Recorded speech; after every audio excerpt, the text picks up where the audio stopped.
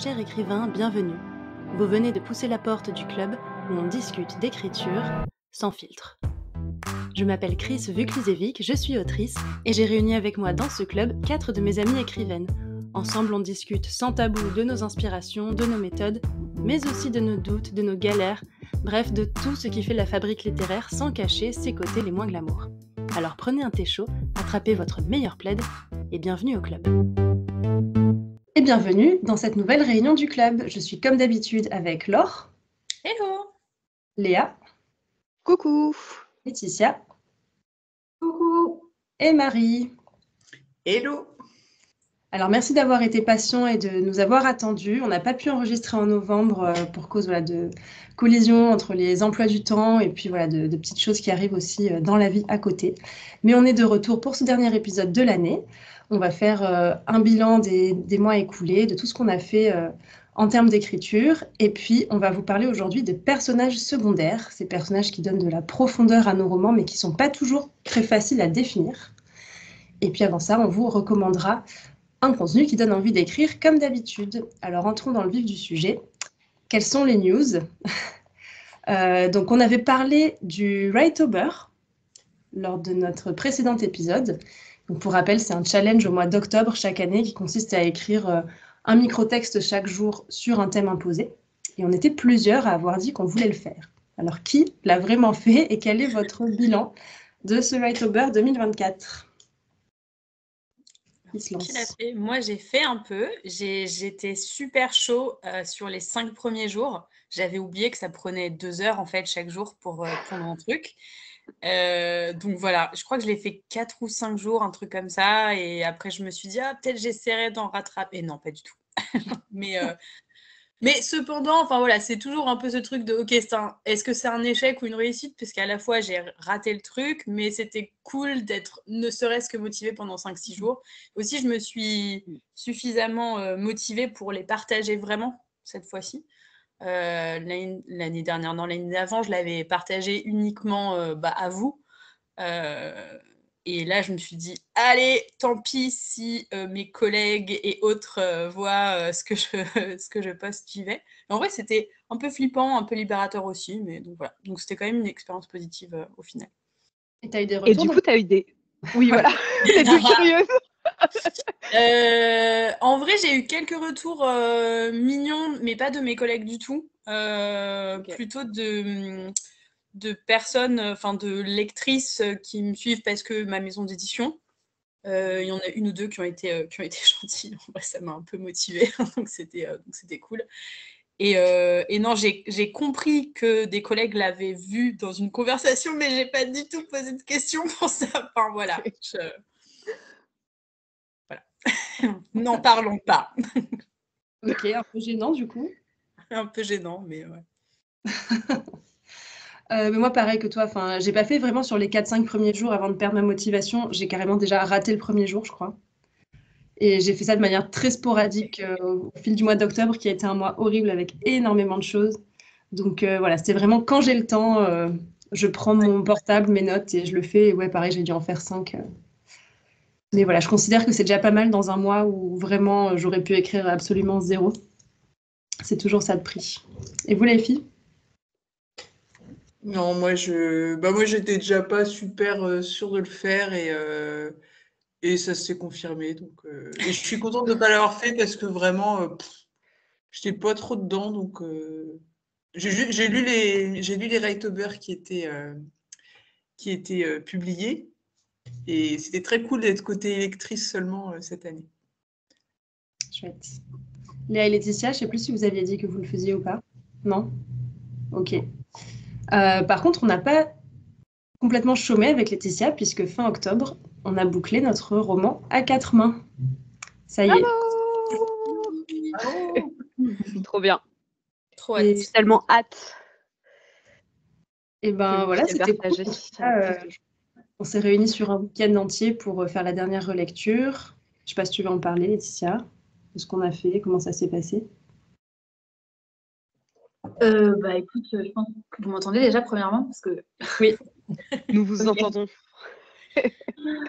Donc c'était chouette en vrai. On a relu ensemble. vraiment tout le roman. Et ensuite, on l'a passé sur le correcteur orthographique, enfin le correcteur ortho plus antidote, que moi j'ai découvert du coup avec Chris, je connaissais pas du tout. Et ensuite, on a fait un peu les choses autour, synopsis, ce genre de choses, quoi. Ouais, note d'intention. Je sais plus si on a fait des bios. Oui, je Non. crois. Non, on n'a pas fait de bio finalement. Parce que du coup, après, on a vraiment bouclé. Alors, on n'a pas relu tout le roman en un week-end. Hein. On avait déjà fait cette relecture à voix haute où Laetitia relisait mes chapitres et moi les siens à voix haute pour tout peaufiner. Et on savait qu'on arrivait à peu près au dernier chapitre à ce moment-là, donc on s'était fixé ce week-end. Et c'était assez gratifiant et puis émouvant aussi parce que tu as retrouvé des messages. On avait commencé quand? On a eu l'idée quand déjà? Oula, tu me prends dépourvu. J'ai pas. Attends, je sais plus, j'avais noté là. Un truc comme ça. Je crois qu'en gros, ça faisait 2 ans et demi. Ouais. Il me semble, d'après ce que tu as retrouvé. Donc quand même, c'est un long travail qui aboutit. Et donc voilà, c'est parti en soumission auprès d'une maison d'édition. On verra ce que ça donne et puis la suite. Et ensuite, en novembre, alors je ne sais pas s'il y en a qui voulaient faire vraiment le Nanovrimo, donc ça c'est chaque année, c'est après le Write-Over qui est un peu pour se mettre en jambes. Le Nanovrimo, c'est le challenge annuel qui consiste à écrire dans les règles officielles, on va dire, un roman entier en un mois en écrivant à peu près 1500 mots par jour, ce qui est énorme. Mais après, chacun peut le faire à sa sauce pour se motiver à écrire tous les jours. Je ne sais pas s'il y en a parmi vous qui voulaient le faire cette année. Non, personne? Si, Laetitia? Bah, moi, je m'étais en tout cas dit que j'allais profiter de l'émulation qu'il y a en novembre pour essayer d'écrire un peu en mode, enfin vraiment d'écrire mon premier jet et de l'avancer au maximum. Et bah, je pense que ça va recouper ce qu'on allait dire. C'est parce que ce que tu allais dire, c'est qu'à la fin du mois de novembre, on avait une semaine tous ensemble tout ensemble pour écrire. On s'était vraiment fait une petite retraite d'écriture dans une maison où il n'y avait rien d'autre à faire vraiment que écrire. Et donc moi, au final, donc, bon, je visais pas 50 000 mots de toute façon, mais j'ai écrit 18 000 mots en novembre, ce qui est déjà bien plus que tous les autres mois, clairement. Donc c'est déjà ça. Et en signe, ça fait combien? Parce que je sais jamais l'équivalence mot-signe. Tu te souviens ou...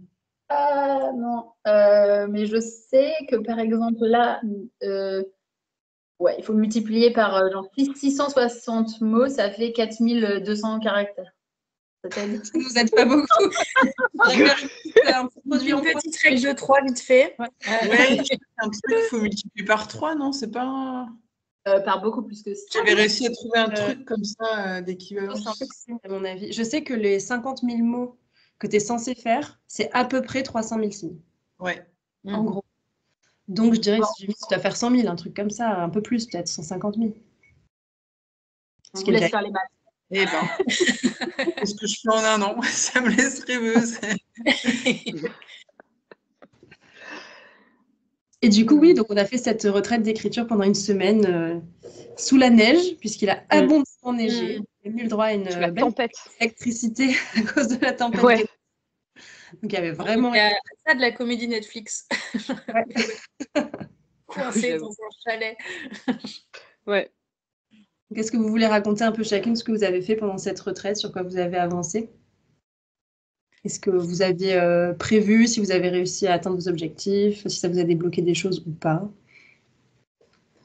Marie, tu peux commencer? Moi, j'avais pas d'objectif et j'ai envie de dire tant mieux parce que j'ai ramé dans la neige. Moi, en gros, j'étais sur un chapitre que je refonde entièrement et je crois que j'ai juste réécrit ce chapitre en une semaine de travail, quoi.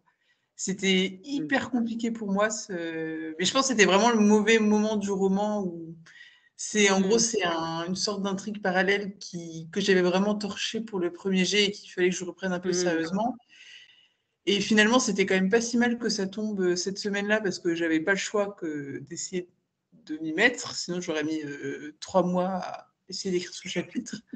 Donc bon, c'était pas... de toute façon, les V2, c'est jamais très rigolo parce qu'on est obligé de regarder en face les choses qu'on a un peu mis sous le tapis sous le premier jet. Donc voilà, au moins j'ai écrit cette V2 de chapitre. Donc, voilà, j'espère qu'il en restera quelque chose en V3. Bravo Marie. Laure, toi, t'as fait quoi? Moi, j'ai un peu écrit j'ai écrit 2 chapitres de ma fanfiction Bridgerton, donc c'était cool. Et surtout, vraiment, en fait, il faudrait qu'on parte une semaine tous les mois, en fait. C'est la seule solution pour que donc, je sais pas ce que vous faites, mais voilà. Non, en vrai, c'était hyper cool. Du coup, c'était la première fois que je le faisais vraiment avec vous, en fait, que je me greffais sur ces séances-là. Et pour le coup, c'est vrai que voilà, il y avait en effet rien d'autre à faire. Tout le monde était dans une ambiance hyper studieuse. Et tu te dis, je vais pas, il faut que je m'y mette, quoi. Et c'était trop bien. Mais ouais. Chouette. Mais clairement, dès que je suis toute seule, ça ne remarche plus. Donc, voilà. Mais c'était très cool. Moi aussi, je te rassure, j'ai beaucoup moins de mal à écrire quand d'autres écrivent autour de moi. Ouais. Je sais pas si c'est une forme de petite pression ou juste le fait de savoir que tout le monde est en train de faire la même chose, je sais pas, mais en tout cas, ça m'aide beaucoup. Ouais, pareil. Et ce qui est cool, c'est que moi, je me demandais un peu est-ce qu'on allait papoter en même temps ou est-ce qu'on allait jouer le jeu. Et en fait, tout le monde a super bien joué le jeu, quoi. On avait des longues phases de 1 heure à 2 heures où tout le monde était dans son projet. Ça, c'était bien. Ouais. Oui, parce que c'est vrai que ça nous était arrivé 2-3 fois de nous voir sur des brunchs d'écriture ou des choses comme ça. Et c'est vrai que, bon, on va pas se mentir, c'est plus des brunchs que des sessions d'écriture. Enfin, les sessions d'écriture, elles sont relativement courtes. C'est cool déjà parce que ça peut permettre de se décoincer. Mais là, c'était suffisamment long pour retrouver un peu le flow et pour se lancer parce que ça met vraiment du temps à arriver. Pour moi, en tout cas. Et, mais ouais. Vraiment, le format était trop cool. Mm.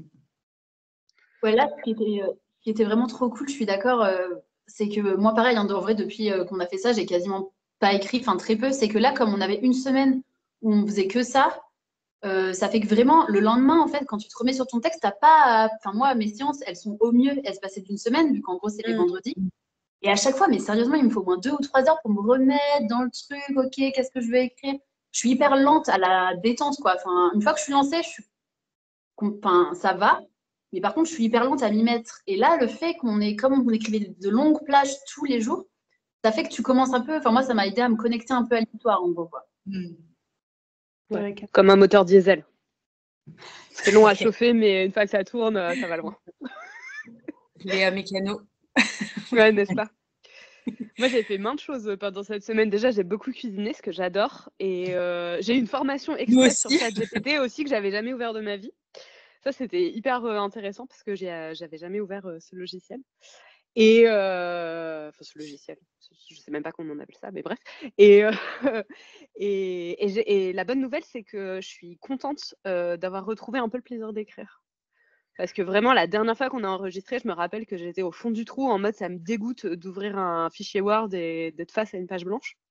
Et là, ça va beaucoup mieux, donc c'était vraiment passager. Voilà. Donc j'ai bien écrit moi aussi. Ouais.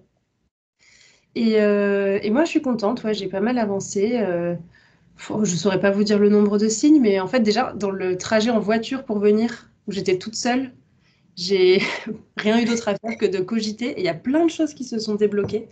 Et donc ça, c'était cool. En arrivant, j'ai pris plein de notes. Et donc, j'ai pu un peu dérouler ça, restructurer un peu tout ce que j'avais déjà, et puis repartir sur des bonnes bases et avancer.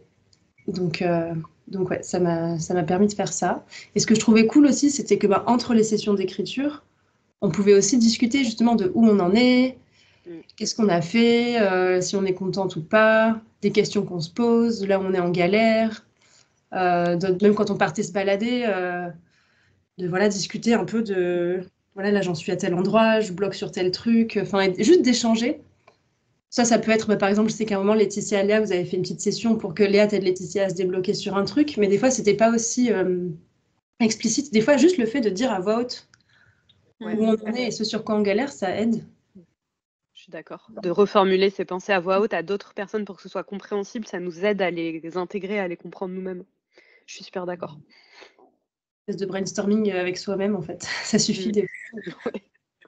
Mais quand tu es tout seul, tu le fais pas forcément à voix haute, quoi. Mais moi, j'ai passé tellement de temps enfin, c'était tellement intense cette petite session qu'on a faite avec Laetitia pour la blague que la nuit d'après, j'en ai rêvé. C'est-à-dire que dans mon rêve, je continuais à parler avec Laetitia de son projet. C'était incroyable. Quand je me suis réveillée le lendemain matin, je savais même plus ce qu'on s'était dit dans la réalité. ou ce que j'avais rêvé la nuit qu'on s'était dit à propos de son projet. J'étais morte de rire. Comme quoi, je m'investis beaucoup. J'arrive à faire rêver les gens avec des histoires même pas écrites, c'est beau. C'est beau. Quel talent. Et ouais, du coup, depuis la retraite d'écriture, vous n'avez pas trop écrit? Si? Non. Moi non, je vous rassure, non plus. Moi, je suis dans des réécritures et c'est très très long, quoi. Et surtout, moi, j'arrive allez, on va dire au dernier tiers et je me rends compte que il y a plein de choses où je me suis dit, allez, je verrai en V1 et j'ai des incohérences énormes. Du coup, en fait, je prends beaucoup de temps en ce moment de me poser pour me mettre d'accord avec moi-même sur comment est-ce que je peux refaire les choses. Du coup, bon, j'avoue que je voulais faire ma V2 en fin d'année, je vais lamentablement échouer. Mais bon, je me dis, ça sert à rien de vouloir aller plus vite que la musique de toute façon. Mais ouais, c'était pas, j'ai pas déroulé du signe, hein, clairement depuis la retraite. Moi, je viens d'ouvrir mon doc, j'ai toujours l'impression que je fais rien, mais je suis à 19 550, ce qui veut dire qu'il y a au moins 1000 mots qui vont arriver quelque part. On ne sait pas trop comment. Voilà. That's it. J'ai fait 2 sessions d'écriture où pareil, j'ai écrit 1000-1500 mots à chacune. Et en fait, j'arrive sur une partie de mon histoire où, pour l'instant, parce que rien n'est figé, mais je pense que je vais m'inspirer du coup de faits réels, pour lesquels j'avais fait des recherches aussi du coup pendant la retraite d'écriture. Et c'est tellement plus facile. Mais vraiment, genre, mais pourquoi on se prend la tête à tout inventer de A à Z? Les personnes, les événements, les lieux, les noms, tout, mais c'est tellement plus compliqué. Genre vraiment, juste prendre des faits existants et devoir inventer ce qu'il y a dans les blancs, qu'est-ce que les gens ont ressenti quand il s'est passé ça, devoir incarner juste, les dates, les faits, les événements. Enfin, moi, en tout cas, je trouve que déjà, comme forme d'invention, c'est hyper stimulant. Et puis, vraiment, c'est beaucoup moins prise de tête. Je sais qu'une fois, on parlait du fait qu'écrire du roman historique, ça avait l'air hyper impressionnant. Mais à partir du moment où comment dire, tu ne te contrains pas à trop coller à la réalité des faits. Ouais. Franchement, je vous assure, si un jour vous bloquez, ça peut être une Allez astuce. vous chercher un petit truc historique. Ouais, ne serait-ce que comme exercice d'écriture, je me suis rendu compte qu'en fait, c'est beaucoup plus... Enfin, ça donne une base, en fait. Tu pars pas de rien. Ça enlève toute la charge mentale de dire est-ce que c'est cohérent, est-ce que machin. Tu peux dire, bah non, ça c'est arrivé. Donc, Oui, voilà. Même si ça n'a pas l'air cohérent ou que les trucs ont l'air caricaturaux ou quoi, bah, c'est ce qui s'est passé, tu vois. Après, justement, tu peux essayer de trouver un peu des explications, comment nuancer les choses et tout. Donc voilà, petit tips. Eh bien, écoutez, en tout cas, je suis fière de nous parce que malgré tout, en 2024, on a écrit. Peu, beaucoup, bien ou pas, c'est pas la question, mais en tout cas, voilà, c'est quelque chose qui nous fait vibrer, qui nous passionne et on l'a fait, donc on peut déjà être contente de ça. Et puis on fera du coup vraiment notre bilan 2024 et puis nos défis 2025 dans le prochain épisode de janvier, puisqu'on avait déjà beaucoup de choses à vous dire pour cette fois-ci, vu qu'on n'avait pas enregistré le mois dernier. Et on va passer à la reco qui donne envie d'écrire, et cette fois c'est Laetitia qui va nous parler d'une chaîne YouTube. Oui, alors je ne sais pas si vous nous direz en commentaire ou sur les réseaux si vous connaissez ou pas, mais moi c'est une chaîne que j'ai découverte récemment. C'est la chaîne de Cyril Destocky. En fait, c'est un auteur, je pense. J'en sais rien. En tout cas, c'est un gars qui analyse comment sont construits les romans. Et donc, j'ai trouvé ça assez intéressant. Il y a des vidéos notamment sur Kaamelott, sur Michel Bussy, sur les romans de Melissa d'Acosta ou encore les romans de Brandon Sanderson. Et je trouve que c'est assez bien monté, assez dynamique. Après, on est ou pas d'accord avec tout ce qu'il propose, mais en tout cas, ça peut donner des idées. Je trouve que ça peut inspirer et ça peut vous donner, je l'espère, envie d'écrire. Merci Laetitia. Donc tu l'as dit, c'est Cyril Destocky. C'est ça. Ouais. Et j'essaierai de vous mettre le lien dans la description de la vidéo YouTube. Et on passe donc tout de suite à notre thème du jour, les personnages secondaires, qui sont assez difficiles à définir, je l'ai dit tout à l'heure. Est-ce qu'un personnage secondaire, c'est un personnage juste moins important que le principal? Est-ce que c'est celui dont on n'a pas le point de vue? Est-ce que c'est l'antagoniste? Est-ce que c'est quelqu'un qui passe dans l'histoire? Et surtout, comment est-ce qu'on fait pour en écrire des convaincants, qui soient utiles au récit, qui apportent de la profondeur? Comment est-ce qu'on fait pour qu'ils aient voilà, la bonne place, qui soit suffisamment complexe pour être crédible, mais en même temps qui ne prennent pas le dessus sur le personnage principal. Comment ça se fait souvent que les personnages secondaires prennent le dessus sur le personnage principal malgré nous? Voilà, on va étudier toutes ces questions-là et on va en discuter aujourd'hui. Alors pour commencer, petite question un peu plus légère et puis pour aussi faire un tour d'horizon de personnages secondaires qui peuvent être intéressants à observer et à analyser dans les fictions. Quel est ou quels sont vos personnages secondaires préférés dans des films, séries, romans? Voilà, quels sont vos personnages secondaires préférés que vous trouvez intéressants? Léa. Comme mon petit sourire de coquine, Christelle. Moi j'ai traumatisé tout le monde autour de cette conversation Skype en faisant un PowerPoint sur mon personnage préféré du Trône de Fer, qui est Theon Greyjoy. Alors, est-ce que c'est un personnage secondaire ou est-ce que c'est un personnage principal? Ça, c'est très compliqué à définir puisque dans les romans du Trône de Fer, on a son point de vue. Donc, techniquement, c'est un personnage principal qui va nous narrer certaines scènes et certains événements.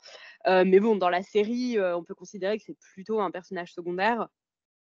Et moi, c'est mon personnage préféré de toute la série. Point de vue qui n'est pas partagé par beaucoup de gens. Voilà. Et qu'est-ce qui t'intéresse dans ce personnage, sans nous refaire le PowerPoint? Mais pourquoi est-ce que tu penses que les gens devraient aller analyser un peu la construction de ce personnage? Et là, plot twist, en fait, elle le présente, tu sais, dans la vidéo. Là, je vais hijacker pour lancer mon PowerPoint. Non, en gros, je trouve que ce personnage, il est passionnant parce que, et c'est un truc qu'on retrouve toujours chez les personnages secondaires, c'est qu'ils sont un écho déformé, différent, des fois plus original. De la quête des personnages principaux. Et je pense que dans ce personnage de Theon, il y a l'essence de ce qui fait l'intérêt des personnages du Trône de Fer, à savoir que c'est des personnages qui sont obligés de se réinventer totalement de A à Z pour survivre, et ils sont obligés d'accepter de découvrir qui ils sont vraiment pour arriver au bout de l'histoire, sinon ils meurent en fait. Et moi je trouvais que dans ce personnage il y avait un truc vraiment extrême et sublime et qui parlait vraiment du thème profond de cette histoire. Voilà. J'arriverais presque à nous convaincre. Presque à vouloir revoir le PowerPoint. Franchement, moi, je suis très très chaud pour revoir ce PowerPoint. En vrai, si tu l'as tué. Question connexe qui peut carrément lancer un épisode parallèle, mais c'est qui le personnage principal du Trône de Fer selon vous? Jon Snow. Ouais, je dirais... Toi aussi, tu dirais Jon Snow, Laetitia? C'est ce que tu disais? Moi, c'est ce que je dirais, oui, c'est ce que je dirais. Moi aussi. Instinctivement, mais après. Jon Snow et Daenerys, peut-être? Ouais, c'est les deux vraiment protagonistes qui sont un peu taillés comme des protagonistes, quoi. Feu et la glace, du coup. Mais... Oui, c'est ça, c'est le titre de la série. The Song of Ice and Fire en anglais. Enfin, je me dis, c'est vraiment les personnages un peu colonne vertébrale de tout le récit sans qui tout tombe. D'autres personnages secondaires, je sais que Laetitia, tu en avais un aussi à nous partager. Oui, moi, c'est Elana, évidemment. Quelle surprise! Non, enfin, en tout cas, c'est à elle que j'ai pensé direct, mais aussi parce que c'est intéressant, puisque justement, Elana, c'est un personnage secondaire de la quête et des mondes des Willan, mais c'était un personnage tellement intéressant, à la fois pour les lecteurs et pour son auteur, qu'il a décidé de lui faire sa propre trilogie. Donc, je trouve que c'est intéressant, ça pose cette question de à quel moment un personnage secondaire, il devient en fait principal. Et ça pose un peu la question que tu as posée tout à l'heure. Enfin, tu as dit qu'est-ce qu'on fait quand on se rend compte que le personnage secondaire, il est en fait peut-être plus intéressant. Enfin, ça commence à toucher du doigt un peu ces questions-là, quoi. Intéressant. Laure? Ouais, j'en avais noté plusieurs. Alors, je ne sais pas si certaines parmi vous ont regardé un peu Star Trek. Alors, peut-être pas la série d'origine, mais en tout cas les reboots. Mais moi, j'adore Pavel Tchekhov. En gros, en tout cas, dans les reboots, il est assez secondaire. Et c'est en gros celui qui fait voler le vaisseau. Et il est très mignon. Il parle avec un accent russe. C'est le plus jeune du vaisseau aussi. Et voilà, je l'aime beaucoup. J'ai noté Faramir dans Lord of the Rings. J'adore ce personnage. J'aime trop le moment où il va pour se sacrifier. Enfin, si vous voyez la scène pendant que son père est en train de manger des tomates cerises et qu'il en fout partout. La scène traumatisante. Ouais, exactement.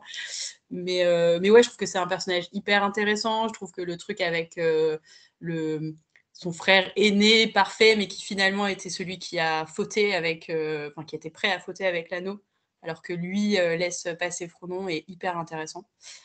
Voilà. Pareil, je préfère Sam à Frodon. Mais en même temps, est-ce que tout le monde ne préfère pas Sam à Frodon et... Non. Non, pas moi. Marie. Voilà, j'ai noté aussi, pareil, je sais, ouais, si Laetitia, t'avais regardé, Léa, peut-être aussi l'Attaque des Titans, je sais plus qui a regardé en fait. Oui. Même mais Levi, et Marie, d'ailleurs, tout le monde a regardé. Tout le monde a regardé, ok. Ouais. Même Marie. Ouais. Alors, J'en ai regardé pas mal des saisons. Ouais, Levi, c'est un peu le chouchou des fans, quoi. Enfin, c'est un peu le chouchou du fandom. Ah, il est trop stylé. Ouais, c'est Voilà. ça. Et puis un peu mystérieux, donc tu peux mettre un peu ce que tu veux derrière, quoi. C'est ça. Il fait travailler l'imagination. Ouais. Marie, t'en avais en tête? Ouais, moi en fait c'est marrant parce que j'en avais plusieurs et je me suis rendu compte qu'ils appartenaient tous un peu à la même typologie de personnages secondaires. Moi, un personnage que j'adore, c'est Jupiter Nord dans une série jeunesse qui s'appelle Nevermore. Le tome 1, c'est Les défis de Morrigan Crow. Et en fait, donc pour vous pitcher rapidement, Morrigan Crow, c'est l'héroïne et c'est une enfant maudite. Et un jour, elle se fait sauver le jour où elle est censée mourir par un personnage qui s'appelle Jupiter Nord et qui en fait va être sa figure de mentor. Et c'est un personnage qui est assez fantasque. Il est roux flamboyant, il porte des costumes bleus électriques ou violets. Enfin, il a un petit côté un peu Dumbledore. Et j'aime bien ce genre de personnage de mentor, mais sans le côté un peu solennel qu'il peut y avoir des fois. Et j'aime beaucoup ce personnage. Je le trouve très drôle et voilà. Et j'aime bien l'interaction qu'il a avec l'héroïne aussi. Moi, je pensais à... Ça va vous étonner.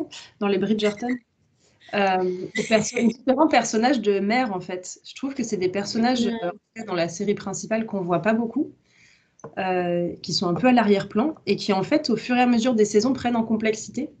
Et en particulier, Portia Featherington, qui est donc la mère de Pénélope, qui au début est juste une vieille qui veut caser ses filles, un peu la marâtre qui néglige complètement Pénélope parce qu'elle n'est pas assez belle et qu'elle se mariera jamais. Et en fait, au fur et à mesure des saisons, on comprend petit à petit ses motivations et on comprend que c'est une femme voilà, qui a dû lutter avec les armes qu'elle avait dans cette société patriarcale pour s'en sortir en tant que femme et qu'en fait, c'est quelqu'un de très intelligent, très protecteur envers ses filles aussi. Et sa relation aussi se développe avec Pénélope. Enfin, je trouve que c'est un personnage vraiment intéressant parce qu'il est développé au fur et à mesure des saisons. Si on prend juste le personnage de la saison 1, il n'a pas grand-chose d'intéressant. Mais c'est ça que je trouve intéressant aussi avec un personnage secondaire, c'est que si on sent qu'il accroche soit avec soi-même quand on écrit ou avec les lecteurs, par exemple, dans une saga, on peut un peu le... développer un peu... Alors maintenant, définissons ce qu'est un personnage secondaire. Donc voilà, je ne vais pas refaire le pitch, on l'a dit, c'est compliqué de définir vraiment ce qu'est un personnage secondaire. Par exemple, avant de commencer l'épisode, Laure, tu disais, est-ce que par exemple Hermione d'Harry Potter, c'est un personnage secondaire? Tout le monde n'est pas d'accord sur le sujet, visiblement.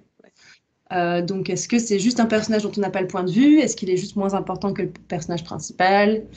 Est-ce que c'est très différent de personnages qui sont vraiment juste, qui passent dans l'histoire et qu'on voit dans une scène et qu'on ne reverra plus? Est-ce qu'il y a une hiérarchie comme ça qu'on peut faire? Est-ce que, Laetitia, tu veux te lancer? Moi, voilà, en réfléchissant à l'épisode, j'ai pas du tout été regarder des définitions sur Internet ou quoi. J'ai vraiment juste essayé de me dire, moi, comment je ferais la différence. Et en fait, la seule façon que j'ai un peu trouvée, c'est de faire en miroir du personnage principal. Genre, en fait, plutôt que de se dire qui est le personnage secondaire, c'est c'est quoi un personnage principal? Et le truc qui revient, pour moi en tout cas, c'est un peu ce truc c'est celui dont on va suivre la transformation et celui dont on suit l'arc narratif. Genre vraiment, l'histoire, elle commence avec lui, elle se termine avec lui, c'est son histoire à lui qu'on raconte. Et en gros, les autres, c'est des personnages secondaires, quoi. Enfin, si on se dit qu'il y a vraiment un personnage principal. Ouais. Donc, genre, pour moi, Hermione, c'est un personnage secondaire. Enfin, voilà, par exemple, du coup. Ouais, je suis assez d'accord avec ça. Moi aussi, je définirais le personnage secondaire par rapport au personnage principal de la même manière que toi. Et après, on pourra parler de notre fameux John Truby. Oui. Mais c'est aussi ce qu'il préconise. Léa, tu avais aussi réfléchi à la question? Ouais, moi j'avais réfléchi à la question, mais plus par rapport aux personnages qui sont des personnages tertiaires ou qui vont juste passer dans un coin de la page et partir directement. En fait, pour moi, un personnage secondaire, il est secondaire s'il a un impact narratif sur le ou sur les personnages principaux. Parce que on peut avoir un ou deux ou trois ou plusieurs personnages principaux, tant que, comme le disait Laetitia, on suit leur transformation du début à la fin et que la narration est vraiment sur eux. Enfin, moi, je me rappelle avoir lu des sagas jeunesse où c'était pas comme dans Harry Potter, c'est-à-dire qu'on n'avait pas que le point de vue de Harry, on passait du point de vue d'un personnage à l'autre, ce qui faisait que c'était plus facile de se dire qu'on avait plusieurs personnages principaux en étant au jeu et en ayant le point de vue de tous les personnages. Et en partant d'un point A pour tous les personnages et en arrivant à un point Z avec une véritable transformation et une véritable construction scénaristique pour chacun d'entre eux. Donc je pense qu'on peut avoir plusieurs personnages principaux dans un récit, même si c'est difficile et ambitieux. En revanche, voilà, les personnages secondaires, ça va être ceux qui vont avoir un impact sur ces personnages principaux. Et par exemple, moi j'aime bien l'exemple de Hunger Games, parce que je trouve qu'il y a un truc un peu original dedans. Donc, je vais spoiler Hunger Games, je suis désolée pour toutes les personnes qui n'auraient pas lu, boucher vos oreilles. L'héroïne Katniss, elle a une petite sœur qui s'appelle Prime, et en fait, cette petite sœur, elle est vraiment absente de la narration. C'est-à-dire qu'on la voit au début, et ensuite, l'héroïne qui va partir faire les Hunger Games pour la sauver ne va plus du tout la voir de l'histoire. Mais pourtant, ce personnage est un personnage secondaire de l'intrigue pour moi, même s'il apparaît très peu dans la narration, parce qu'il n'est sans cesse dans les pensées et dans les projets de l'héroïne, puisqu'elle veut la sauver, c'est un peu sa seule famille, etc. Et en fait, c'est un personnage qui va bouleverser... Enfin, l'impact que ce personnage a dans la narration est crucial pour la protagoniste, en fait. Donc pour moi, c'est un personnage secondaire. Et on a des personnages qu'on voit presque plus que Primrose, qui sont des concurrentes Katniss dans l'arène, et pourtant, on sait rien d'eux, et leur mort, leur vie ou leur mort n'a finalement que très peu d'impact émotionnel sur la protagoniste. Et donc pour moi, ça, c'est des personnages qui sont tertiaires, voire en fait, qui sont juste vraiment de passage, qui sont des outils scénaristiques pour que l'histoire avance ou pour qu'il se passe des choses, etc. Ouais, vas-y, dis-moi, Christelle. Du coup, juste d'après ce que tu dis, moi je connais assez mal Hunger Games, mais est-ce que Prime, c'est pas aussi un outil scénaristique? Juste un élément déclencheur pour être une motivation pour Katniss, mais est-ce qu'elle existe vraiment en tant que personnage, tu vois? Est-ce qu'elle a une évolution, par exemple? Alors, non, c'est pense que c'est vraiment développé aussi dans les un tomes outil d'après. scénaristique. Vas-y, dis Laetitia. Pour moi, c'est un outil scénaristique Moi, aussi, j'allais dire, mais... ouais, mais c'est quand même un personnage qui est développé dans les tomes suivants, non? Oui, mais plus que ça, pour moi, c'est vraiment l'impact psychologique sur le personnage principal. L'impact, en fait, c'est se dire, si on arrive à la fin de l'histoire, si on enlève ce personnage complètement, est-ce que le héros peut remplir son besoin et accomplir sa quête? Et là, je repars dans des trucs un peu de Truby, mais vous voyez ce que je veux dire ou pas? Est-ce que sans ce personnage, le héros peut arriver à faire tout son cheminement intérieur, surpasser les obstacles qu'il y a et arriver au bout? Et clairement, dans Hunger Games, si on enlève Primrose, en fait, il n'y a pas de Katniss, elle va jamais aller dans les Hunger Games, il n'y a pas tout ça. Alors que si on enlève ses adversaires dans l'arène, là, qui sont juste un peu des gens là pour se faire buter, en fait, ils pourraient ne pas être là, ça va pas changer. Ça pourrait être d'autres personnages remplaçables. Ça impacte pas son destin, ça impacte pas ses choix. Vous voyez ce que je veux dire? Ou pas du tout, et je suis pas du tout claire. Je suis désolée, je me suis lancée dans un truc beaucoup trop Si, mais du coup, moi, la question que je me posais, c'est que si Primrose, ok, elle est essentielle à l'intrigue, et je me souviens plus trop de Hunger Games en livre non plus, mais si elle n'est pas développée en tant que personnage, qu'est-ce qui fait que c'est un personnage secondaire et pas juste un outil scénaristique? Ouais, c'était ma question. Les personnages sont tous des outils scénaristiques, hein. Oui. Tous. Oui, mais pour moi, un personnage, même secondaire et même tertiaire, il faut quand même qu'il ait un minimum de caractérisation, de présence, de... Après, Prime, c'est un personnage qui est hyper caractérisé. Enfin, Oui. c'est un personnage important de l'histoire. Elle est dans le tome 3, elle est beaucoup plus développée que dans les tomes précédents aussi. Oui. Justement, en t'écoutant parler, je me demande si la différence entre un personnage secondaire et un outil, on va dire, qui est juste là dans le décor, c'est pas que lui aussi, il a une évolution même minime entre le début et la fin du récit. Je sais pas, c'est une hypothèse que je fais comme ça. Parce qu'il y a des personnages qu'on va voir assez souvent. Par exemple, je pense à Harry Potter, Peeves. Bon, on peut pas dire que c'est un personnage secondaire, pourtant il est très souvent là, mais il ne bougera jamais. Il a toujours exactement le même caractère, il intervient toujours un peu de la même manière tout au long du récit. Alors que les personnages, ouais, voilà. Ou même Simus, derrière, voilà, alors que par exemple, Neville, il est assez secondaire aussi, il apparaît dans le livre, franchement, pas énormément. Mais on voit quand même une grosse même évolution au fur et à mesure des tomes. Donc, qu'est-ce que vous pensez de cette hypothèse? Dans Harry Potter, je suis en train de tous les redire, donc du coup, c'est frais dans ma tête. Et c'est pareil pour, par exemple, la grosse dame ou les personnages dans les tableaux et tout qui interviennent, mais qui n'ont pas d'évolution. Et je ne sais pas où j'avais lu ça, mais j'avais lu la notion de, entre guillemets, sous-personnage, dans la mesure où c'est des intervenants animés, mais qui n'ont pas tant d'impact que ça et pas tant d'évolution que ça dans l'histoire. Est-ce qu'on peut dire que c'est genre le boulanger, quoi? Enfin, pardon tous les boulangers, mais enfin... Ouais, des personnages qui sont réduits à leur rôle, en fait. Ouais. Ouais.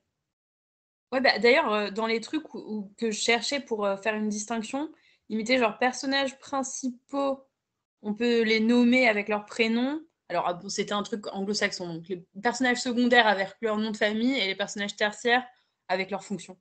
Genre le boulanger, le machin, l'homme du train. Ouais, du coup, ça ferait un peu, ouais. Je pense que ça marche surtout dans un film, ça, peut-être, où tu vas moins nommer les personnages que tu croises. Alors que dans un livre, tu es plus ou moins... C'est pas tellement qu'on va pas les nommer dans le livre, mais plus un peu pour les hiérarchiser quand on se fait ses fiches ou ses trucs. C'est intéressant, ouais. D'autres choses. Hermione, elle a un prénom. Malfoy, c'est un personnage secondaire avec son nom de famille. Et la grosse dame, c'est vrai que ça marche plutôt bien. Alors, est-ce que Hermione, par exemple, c'est un personnage principal? Elle évolue, elle a son arc, mais c'est pas la colonne vertébrale de l'histoire, quoi. Et si on revient à ce truc de si on définit un personnage secondaire en fonction du personnage principal, bah, ça va nous permettre de passer à notre deuxième question, qui est donc le réseau de personnages selon Troubi. Alors, je peux vous lire comment Troubi, lui, il définit un peu les personnages secondaires. Et puis comme ça, on peut discuter à partir de là, dire si on est d'accord ou pas, les limites qu'on voit à cette définition. Alors, il parle du réseau de personnages. Il faudrait que je retrouve son petit schéma, là. Vous voyez, c'est un genre de rectangle dont les coins sont reliés par le milieu. Enfin, ça fait un rectangle avec ce schéma. Ça fait le drapeau anglais, quoi, en gros. Ouais. Pour dire que tous les personnages doivent être reliés entre eux d'une manière ou d'une autre. Évidemment, je ne vais pas le retrouver tout de suite. Ah, si, je l'ai, pour vous le montrer. Voilà. Ouais. Je ne sais pas si vous voyez à la vidéo. Et donc, il appelle ça l'opposition en 4 points, avec le héros et ses différents adversaires. Mais ça ne marche pas que avec les adversaires, ça marche aussi avec des personnages secondaires. Et alors, je vous lis. Le personnage secondaire est sans doute l'un des personnages les plus mal compris de la fiction. La plupart des auteurs le conçoivent... Alors, il aime bien dire la plupart des auteurs sont merdiques, en général, Troubi, mais ouais. Et lui, il a compris qu'il ne fallait faire.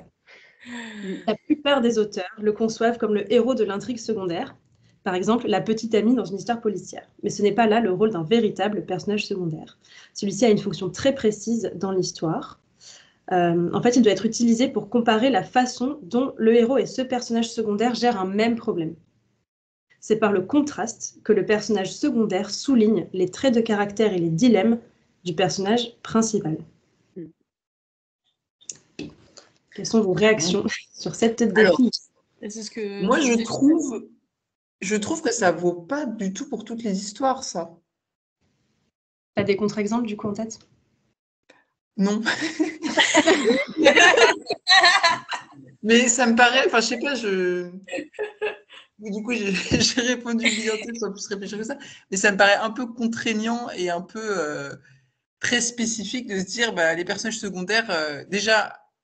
Il parle d'un personnage secondaire, mais il y en a plusieurs peut-être qui peuvent graviter autour du héros et qui ne vont pas forcément être confrontés aux mêmes problématiques. Ou alors, est-ce qu'il faudrait qu'il y ait une hiérarchie dans les personnages secondaires, ou par exemple, parce qu'il y a, par exemple, dans Harry Potter, où il y a Harry, Ron et Hermione, et après le reste des personnages. Et dans ce cas, oui, on peut se permettre d'avoir ce réseau de comparaison entre le comportement du héros avec son problème et l'autre personnage secondaire. Mais ce schéma un peu pyramidal, on ne le trouve pas non plus dans toutes les histoires. Moi, je trouve, je suis assez d'accord avec Truby, mais pas forcément à 100%, mais dans le sens où pour moi, les personnages secondaires, ils portent en écho. Le personnage principal, il va apporter une thématique qui va être un peu la thématique de ce dont le roman ou l'œuvre va parler normalement. Et les personnages secondaires, ils y font tous écho d'une certaine façon à cette thématique. Enfin, sinon, ils n'ont pas d'intérêt à être là, quoi. Ils n'ont pas d'intérêt par rapport au problème ou au dilemme que le héros cherche à résoudre. Ils sont dans l'histoire pour une raison, pour l'aider, pour l'affronter, pour aller dans son sens, pour aller contre lui, pour l'éduquer, etc. Et je trouve qu'ils ont tous forcément un peu en écho ce thème et ils s'y confrontent d'une manière différente. Donc, je suis assez d'accord avec Truby. Après, c'est vrai qu'il est un peu péremptoire dans ce qu'il dit parfois et c'est pas forcément, voilà, sa recette n'est pas forcément, faut l'adapter quoi, à ce qu'on veut. J'aurais tendance à être assez d'accord aussi. En tout cas, je trouve que ça aide pas mal pour construire au début, quitte à complexifier après, à nuancer. C'est sûr que tous les personnages secondaires, je pense, n'ont pas besoin d'avoir comme unique thématique et unique problème quelque chose qui correspond à ce que fait le héros.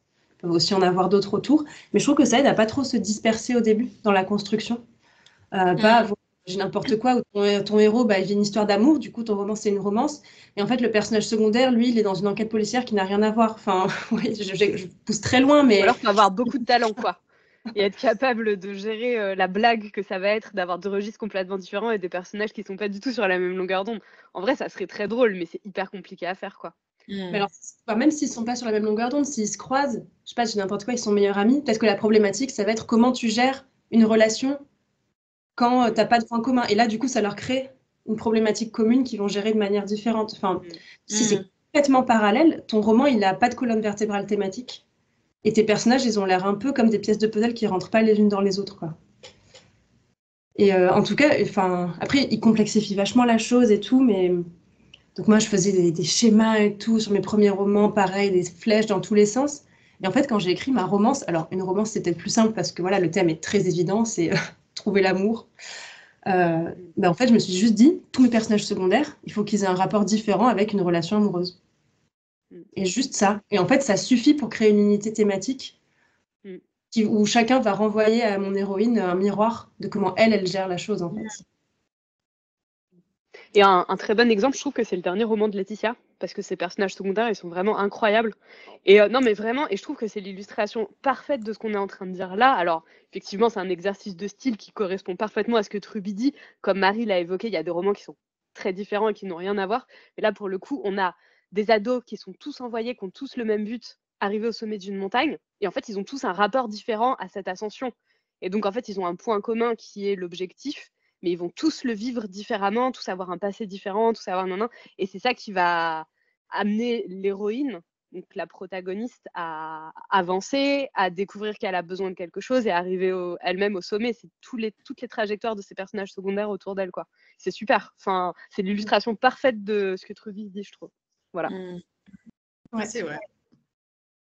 Ouais, du coup, c'est vrai que là, on a vraiment ton héroïne et plein de personnages secondaires autour.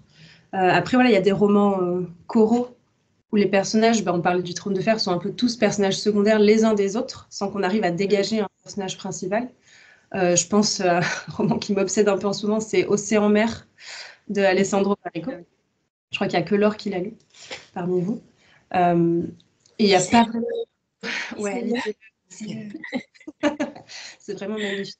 Enfin, lisez-le pas trop, sinon vous allez voir que mon prochain roman est juste une espèce de plagiat. Littéralement. Mais bref, ce que je voulais dire, c'est qu'il n'y a pas de personnage principal, c'est vraiment une espèce de galerie de personnages qui se retrouvent tous au même endroit.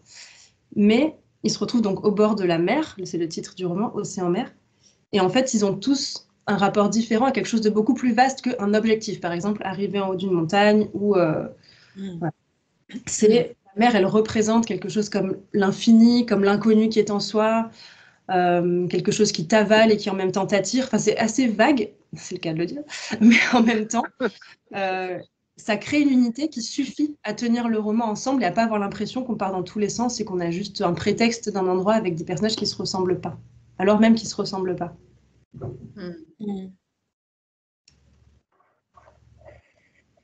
D'autres réflexions ou réactions là-dessus? Moi, je pensais aussi, alors je sais, je veux pas lancer le débat sur cette fiction en elle-même, mais à Arcane, où il y a aussi quand même ce truc. Arcane, qui est le personnage principal? Franchement, bon courage, hein. Enfin, c'est dur, c'est un peu comme Game of Thrones, je trouve que. Oui. Mais c'est exactement le même genre de narration, je trouve. C'est pas la meuf avec les cheveux roses. Putain, je suis désolée. Moi, j'aurais dit que c'est Vi aussi, comme ça. Mais... Ouais, Vi, voilà. Pour moi, ça fonctionne. Vi et Powder, si tu vas par là. Moi, c'est vraiment tellement en miroir, Arcane, que ça me paraît difficile entre les deux sœurs. Et puis, s'il y a la ville haute, la ville basse. Et puis, il y a Jace et Victor, pour moi, qui pourraient complètement être aussi les deux protagonistes. Enfin, le récit commence avec Vi. Oui. Et il me semble... Non, enfin, sur avec la théorie et tout, mais... Oui, mais disons que c'est elle l'adulte, alors que Powder est petite. Et du coup, il y a plus ce truc de... Elle est tout de suite un peu plus en héroïne. Bref, pardon, mais moi, je le vois un peu comme ça. Il y a aussi, je trouve que c'est une bonne illustration du fait que Laure enfin, je sais pas, peut-être Laure, t'es un peu plus dedans, mais moi qui regarde Arcane de manière assez extérieure et qui est pas hyper accrochée, enfin, pas plus que ça, tout de suite, je me dis, c'est Vi, l'héroïne. Oui, tu peux te boucher les oreilles. Alors que Laetitia, qui est à fond dedans et qui connaît toute la complexité de l'histoire, t'as beaucoup plus de mal à dégager un personnage principal parce qu'ils te semblent tous intéressants et importants au même degré. Et je pense que quand on écrit, on peut avoir ce problème, qu'on a tous nos personnages, on les a tous construits, on a toute leur complexité en fait. Et on se dit, mais moi, je ne vois pas où est le principal, où est le secondaire. Pour moi, ils sont tous importants et j'arrive pas à les démêler les uns des autres. Alors qu'avec un peu de recul, tu vois, tu dis, bah si, c'est évident, un lecteur extérieur va dire, bah oui, c'est lui le personnage principal. Et là où c'est intéressant, c'est que même des fois, différents lecteurs vont dégager différents personnages principaux.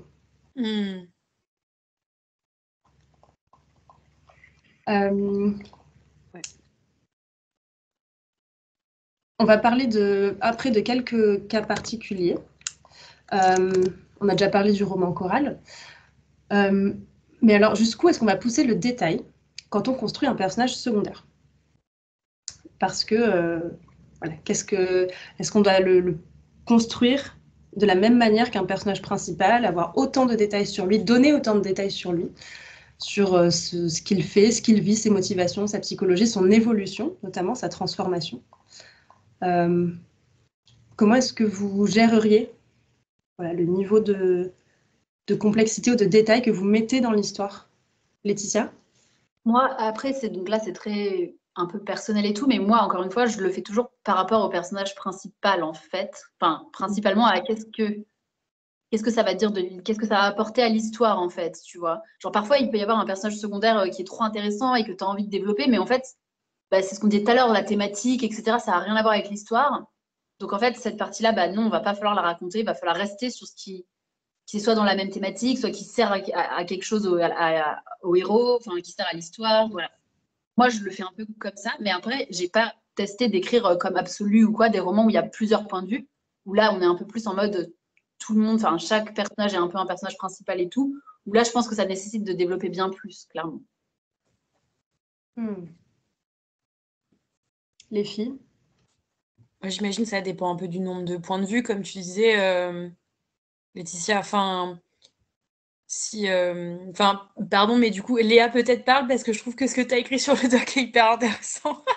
Non, mais moi, je voulais bien. Moi, je suis hyper intéressée d'avoir l'avis de Marie sur cette question parce qu'en fait, Marie, c'est quand même elle a écrit des trilogies de fantasy de ouf avec moult personnages secondaires. Enfin, moi, je pense aux Rumeurs d'Issar où tu avais énormément de personnages secondaires qui étaient tous hyper charismatiques. Ils avaient c'était chacun un peu, voilà, l'ange gardien, un peu le représentant de son signe du zodiaque. Il avait beaucoup de pouvoir et tout. J'ai réussi à gérer beaucoup de personnages charismatiques les uns à côté des autres.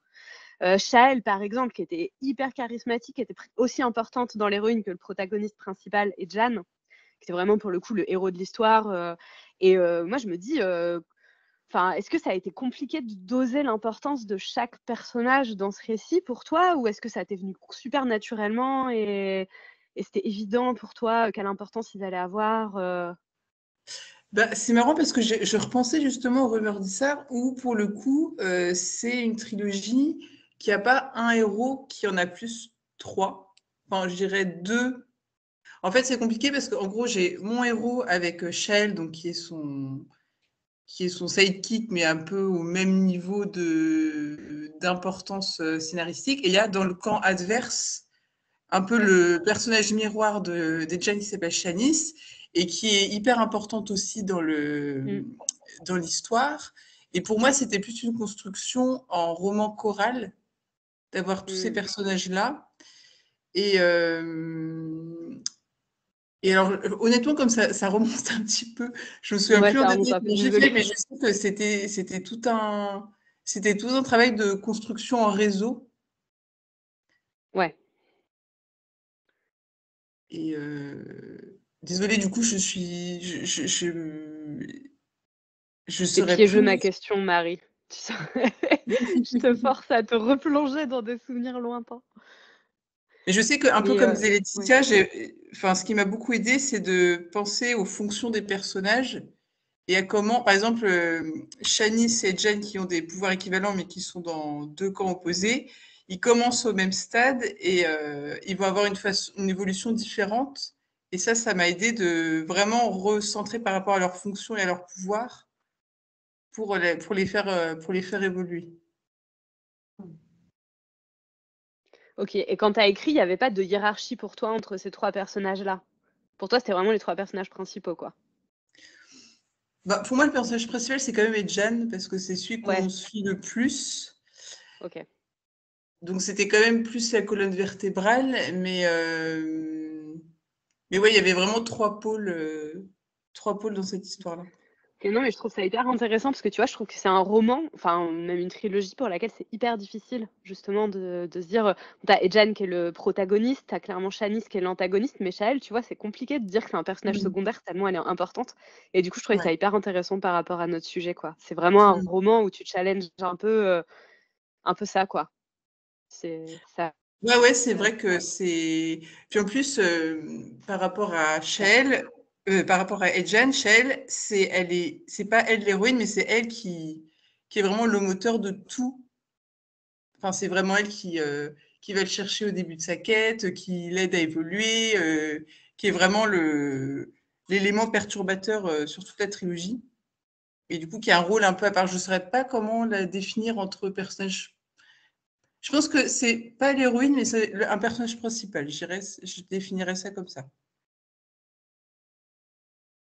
Mais d'ailleurs, tu parlerais de personnages secondaires qui est en fait vachement plus moteur de l'histoire que le héros qui se laisse un peu porter. En tout cas, à qui il arrive des trucs. Et ça, c'est vrai que c'est un schéma qu'on retrouve assez souvent dans la fiction et qui fait que parfois, alors je sais pas vous, mais moi, des fois, quand j'écris, je me rends compte que voilà, mon personnage secondaire est en fait plus intéressant que mon personnage principal, qui est en fait assez lisse ou neutre, parce que il faut qu'il évolue ou parce qu'il faut qu'il lui arrive des choses, alors que les personnages secondaires, je sais pas pourquoi, c'est comme si on s'autorisait à leur donner beaucoup plus de caractéristiques très marquées. Je sais pas si ça vous le fait. Ouais, je vois tout à fait. Ouais, est-ce qu'il n'y a pas ce truc de se permettre de rendre les persos secondaires plus flamboyants en se disant qu'on les voit un peu moins souvent et que si tu fais des effets aussi marqués sur ton personnage principal, tu vas lasser les gens ou que ton personnage va devenir insupportable. Enfin, est-ce qu'il n'y a pas aussi un peu cette censure-là qu'on fait? Que les gens peut-être pas s'identifient. Il y a aussi... Ouais. Il y a aussi peut-être le fait qu'il y a tellement de choses que le héros concentre. C'est un peu la caméra de l'histoire, il porte tous les enjeux thématiques de l'histoire, etc. Que du coup, peut-être que c'est trop contraignant de lui rajouter. Moi, c'est un truc que j'aimerais bien faire un jour, c'est avoir un héros qui est un peu flamboyant, un peu drôle et tout. Mais je pense que ça doit être hyper compliqué à faire pour que ça fasse pas trop, en fait, pour qu'il n'ait pas trop de couches. Parce que ça, je pense qu'à écrire, ça doit être hyper compliqué de tout réussir à concentrer dans un seul perso.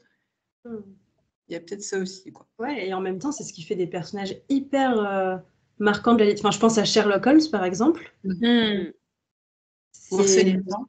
Ouais, Arsène Lupin, c'est un bon exemple. C'est Un des personnage qui a personnages beaucoup de qui sont très flamboyants, qui sont très excentriques, auxquels c'est difficile de s'identifier, mais qui du coup ont un côté fascinant, quoi. Ouais. Ils sont assez réussis, puisque du coup, le personnage secondaire à côté de Dr. Watson, c'est lui, en fait. C'est le narrateur qui est un peu plus neutre. Ouais. Mais on a tout souvent tendance à D'accord. faire l'inverse, bizarrement. Comme si on avait peur, ouais, de trop incarner le personnage principal. Mais du coup, ça fait que, voilà, à la fois pour nous dans l'histoire et pour les lecteurs aussi, parfois le personnage secondaire est plus intéressant. Et d'ailleurs, sur l'appropriation du personnage secondaire, Léa, je trouve que tu avais un truc assez intéressant à dire.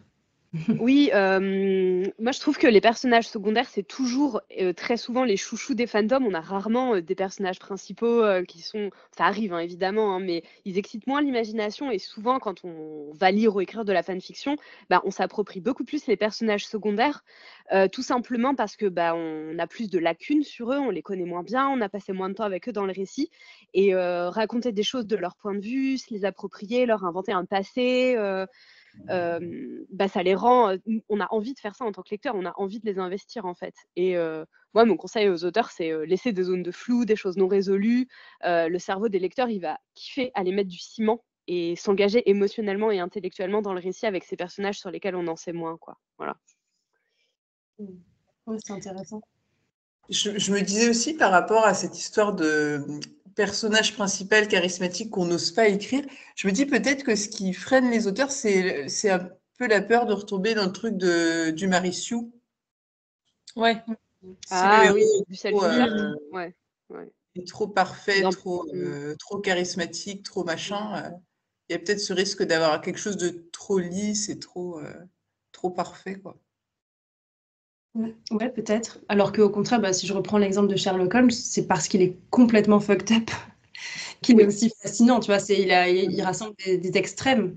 C'est un pur génie, mais en même temps, il va pas bien, quoi, du tout. Ouais. Ce qu'on retrouve dans Dr House, qui est vraiment une pure réécriture de Sherlock Holmes dans le monde médical, où ce personnage, on adore le détester, il est génial, il est révérencieux, il est flamboyant, mais il est complètement fucked up, quoi. Il prend des médicaments à longueur de journée, il va pas bien du tout. T'as cette ambivalence toujours, je suis d'accord. Ouais, ça me fait penser à une autre série où pour le coup, ben, c'est l'inverse. C'est Sex and the City, où on a ce quatuor de copines. Et en fait, les personnages, les trois secondaires, sont beaucoup plus caractérisés et je trouve intéressantes que Carrie Bradshaw, qui est la principale, la narratrice, celle qu'on suit, qui elle est un peu creuse, c'est pas le mot, mais en fait, c'est elle qui sert un peu de prétexte à toutes les histoires. Et donc, elle n'a pas de colonne vertébrale d'identité. Et en fait, l'histoire tient beaucoup sur ses copines, quoi. Bah, c'est un peu comme Watson, en fait. C'est la narratrice, mais c'est pas tellement la... Si, c'est l'héroïne, mais Ouais, t'as raison. l'héroïne narratrice, quoi. Ouais. Et alors, comment on fait quand on est en cours d'écriture, justement, et qu'on se rend compte que notre personnage principal, il n'est pas super intéressant et que son sidekick, en fait, il est vachement plus cool ou drôle ou fascinant.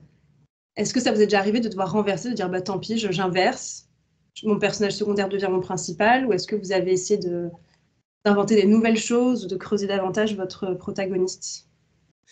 Bah, moi, ça m'est arrivé ça m'est arrivé dans le sens où, dans les rumeurs du Sar, clairement, Edjan, il est moins intéressant que Shael, mais ça, c'était fait exprès, c'est parce que tout l'enjeu de ce personnage, c'est d'assumer son pouvoir, et au début, il l'assume pas du tout, il est vraiment en réaction par rapport à ça, et c'est au fur et à mesure de la trilogie qu'il évolue. Et moi, ça, j'ai réussi à le rendre plus intéressant de tome en tome, en fait. Mais pour le coup, c'était voulu. Je voulais un perso qui soit... Qui évolue. qui clairement au début un peu dépressif, quoi, on va dire, et qui a une évolution vraiment très progressive. Oui, t'as pas essayé de tone down, enfin de rendre moins intéressant ton personnage secondaire pour que le contraste soit moins visible. Non. Pour le coup, c'était une dynamique intéressante parce que c'était le personnage secondaire qui était moteur pour le héros, au moins au début. Et ça, c'était un peu plus facile pour donner une dynamique à l'histoire. Et puis il y a Kez aussi dans l'histoire. Oui. En fait, Oui, il y a aussi un autre sidekick qui lui est hyper, pour le coup, il est drôle, enfin, encore une fois, je sais pas comment expliquer, mais oui, c'est le personnage principal, mais comme on suit aussi tous les autres personnages autour de lui, qui aide à le caractériser justement parce que lui, il est beaucoup plus sérieux, etc. Ça fonctionne super bien en fait. Ouais. C'est vrai qu'on peut fonctionner avec les dynamiques de groupe pour essayer de pimper un peu le héros de base, quoi.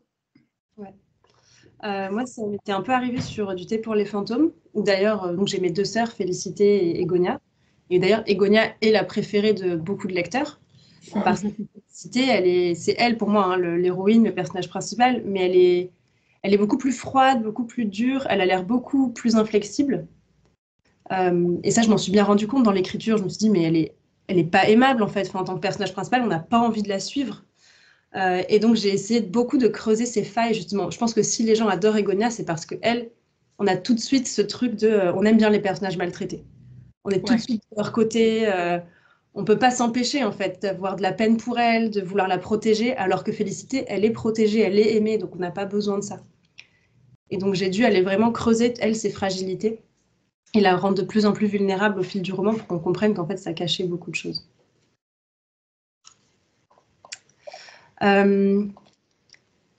Question. Est-ce qu'un personnage secondaire signifie forcément qu'il a une intrigue secondaire qui va avec? Non. Je m'y oppose. Non, vraiment, non, une intrigue secondaire, c'est un truc hyper précis où on a un début, un milieu, des péripéties, une fin, enfin qui correspond pour moi à un schéma narratif. Ça dépend de ce qu'on entend par intrigue secondaire, en fait. Si pour vous, une intrigue secondaire, c'est une petite parenthèse dans le récit où il va se passer une scène, j'en sais rien, une scène de... Enfin, une petite capsule dans le récit à un instant T, bah, pour moi, ça, c'est pas une intrigue secondaire. Pour moi, une intrigue secondaire, c'est vraiment une intrigue qui se passe de A à Z en parallèle de l'intrigue principale et qui, d'ailleurs, les 2 intrigues peuvent ne jamais se rejoindre l'une l'autre. Ça peut être vraiment 2 intrigues en parallèle ou elles peuvent se rejoindre à un moment. Mais imaginez si tous les personnages secondaires, ils ont leur propre intrigue. Waouh, c'est pas possible. Enfin, vous voyez ce que je veux dire? C'est pas possible. Ils ont peut-être potentiellement un petit arc scénaristique qui leur est propre, mais il faut qu'il soit modeste parce que sinon, on s'en sort pas, quoi. Je sais pas, vous mettez quoi, vous, derrière intrigue secondaire? Est-ce que c'est aussi exigeant que la définition que je mets moi, ou est-ce que pour vous, ça peut être plus modeste? Enfin, je sais pas. Non, après, je me pose la question de aussi comment on fait pour donner une complexité et rendre ces personnages secondaires intéressants et justement pas juste des figures qui passent comme ça. Et si je reprends mon truc de tout à l'heure de l'évolution, pour moi, il me semble que c'est quand même une clé pour que le personnage ait vraiment de la profondeur. Il faut qu'il traverse lui aussi son évolution. Alors, est-ce que ça veut dire qu'il a forcément son intrigue à lui? Pas forcément. Mais peut-être que dans l'intrigue du héros, il va falloir qu'elle ait aussi un impact sur lui et le fasse évoluer. Ouais, je pensais à ça aussi. J'ai l'impression qu'on en revient beaucoup à ce que vous disiez tout à l'heure, où au début j'avais du mal à capter le truc, mais sur cet effet un peu miroir, où finalement les personnages secondaires réagissent à la problématique du héros de leur propre façon et du coup évoluent aussi en parallèle. Et je pense que c'est peut-être vraiment à ça qu'il faut se référer toujours quand on se dit quelle est cette intrigue secondaire, en gros, quelle est l'évolution parallèle à celle du héros. Sinon, on peut partir peut-être dans tous les sens, ou peut-être partir, comme tu dis, Léa, il ne faut pas qu'il y en ait trop non plus. Et donc, pour éviter qu'il y en ait trop, que ce soit toujours un peu dans cette cohérence globale. Ouais. Mais ouais. Et en parlant de personnages secondaires complexes, intéressants et profonds, le personnage secondaire qu'on a presque systématiquement dans les histoires, c'est l'antagoniste. Alors d'ailleurs, est-ce que pour vous, l'antagoniste, c'est un personnage secondaire du héros, tel qu'on a pu le définir? Oui et non. Je dirais que oui, dans le sens où il est pensé par rapport au héros, etc. Mais pour moi, il est dans la catégorie des antagonistes. C'est autre chose, quoi. Et en quoi Ah, mais pour moi... Ah oui. Mais pour moi, hein, c'est pas forcément... Enfin, là, moi, je fais la différence entre sidekick, allié du héros. Et personnages secondaires, pour moi, les personnages secondaires, ça peut aussi être les antagonistes ou... Pour toi, il y a une différence entre les deux? Oui, oui, oui. C'est une sous-catégorie de personnages secondaires. Ok. Enfin, en tout cas, moi, c'est comme ça que je le vois, mais vous pouvez tout à fait challenger cette opinion. Parce que pour moi, ça doit forcément être un personnage secondaire. L'antagoniste, il faut qu'il ait forcément un impact important dans le récit. Si c'est pas un personnage secondaire, c'est par rapport à tout ce qu'on a dit avant sur le fait qu'il fallait que les personnages secondaires soient des miroirs du héros, qui portent le thème de l'histoire, etc. Il faut que il n'y a pas le choix, il faut que ce soit un personnage secondaire, sinon il a aucun intérêt à être là, vous voyez ce que je veux dire? Oui, ouais. Voilà. Je vois, ouais. Bah, c'est un personnage secondaire, mais pour moi qui est travaillé quand même un peu différemment. Plus, ouais. J'allais dire aussi, tu vois. J'allais dire, c'est presque un autre personnage principal. Enfin, tu dois le travailler très particulièrement quand même. Pour moi, plus qu'un personnage secondaire en tout cas. D'accord. Parce que pour moi, vas-y. Si on dit qu'un personnage secondaire, c'est un miroir du héros dans ses valeurs, ça peut être juste un miroir pour moi qui est plus proche, mais ça reste un miroir. C'est-à-dire que tu ne peux pas construire un antagoniste qui a d'autres problématiques, d'autres thématiques que le héros.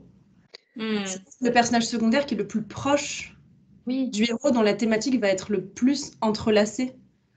Si je reprends Harry Potter et Voldemort, par exemple, sur la thématique, ils sont très très proches en fait dans leur parcours. Et d'ailleurs, dans le fait de trouver sa place et de qu'est-ce que tu fais avec une enfance de merde et enfin, ils ont tous les deux eu ça. Et pourtant, ils n'ont pas fait des choix. Et ça incarne en fait je ne sais plus comment Troubi il appelle ça, mais la prémisse thématique du récit qui est ce n'est pas qui nous sommes, je crois. C'est quoi qui dit Dumbledore?